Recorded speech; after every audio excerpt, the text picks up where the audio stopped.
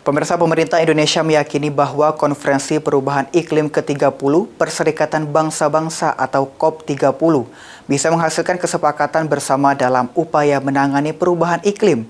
Terlebih negosiasi sempat dihentikan pasca terjadinya insiden kebakaran di zona biru COP30.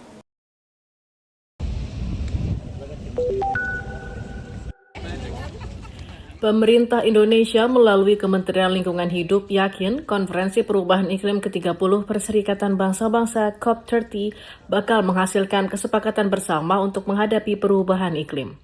Deputi Pengendalian Iklim dan Tata Kelola Nilai Ekonomi Karbon Kementerian Lingkungan Hidup Ari Sudianto di Belém, Brazil pada hari terakhir COP30, Jumat 21 November, menyebut negosiasi masih terus berjalan. Hal ini dampak dari peristiwa kebakaran di zona biru COP30 yang menyebabkan negosiasi sempat ditunda. Menurutnya, Presiden Brazil juga terus melakukan pertemuan bilateral demi mengupayakan tercapainya kesepakatan.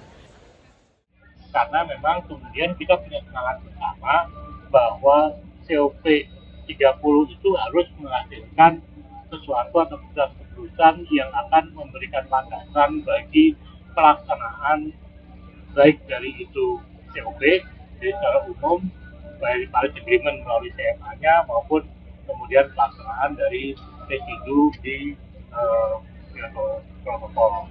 Jadi ini terus teman-teman terus berlangsung. Pada pekan kedua COP30, negosiasi dilakukan pada tingkat pengambilan keputusan sehingga berlangsung lebih alot dan membutuhkan waktu lama.